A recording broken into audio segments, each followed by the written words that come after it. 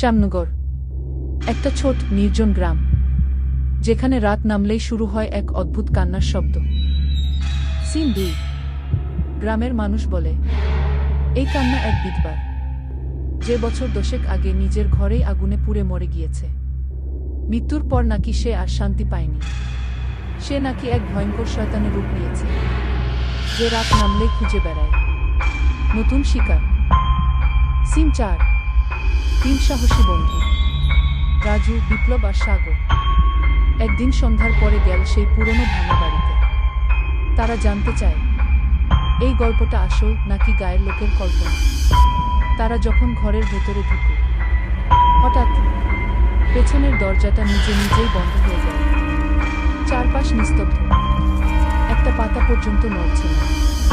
তখনই আবার শুরু হলো সেই কান্না। সিন 6।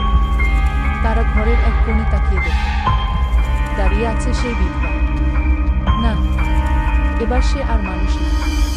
তার চোখ রক্তবর্ণ, মুখ বিকৃত, চুল যেন বাতাসে উঠছে, আর সে যেন মাটির উপর বসছে। বন্ধুরা দরজা খুলে পালাতে চায়, কিন্তু দরজা যেন এক অদৃশ্য শক্তি দিয়ে আটকে আছে। হঠাৎ পুরো ঘরটা কাঁপতে শুরু করে। চোখের সামনে সেই শয়তান ধীরে ধীরে এগিয়ে আসে, আর গর্জে ওঠে ভয়ঙ্করভাবে। সিন 8। একজন শেষমেশ জানালা ভেঙে লাফিয়ে পড়ে পালিয়ে যায়, কিন্তু বাকি দুজন, তাদের আর কখনো কেউ খুঁজে পায়নি। সিন 9। এন্ডিং। আজও শ্যামনগরের সেই পুরনো ভাঙা বাড়ি থেকে রাতের বেলা কান্নার শব্দ ভেসে আসে।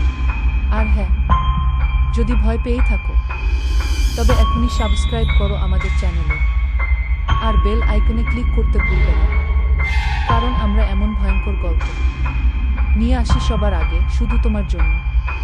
পাশে থেকো, কারণ পরের গল্পটা আরো ভয়ঙ্কর। সাবস্ক্রাইব করো, আর সবার আগে দেখতে পাবে আমাদের নতুন ভিডিও।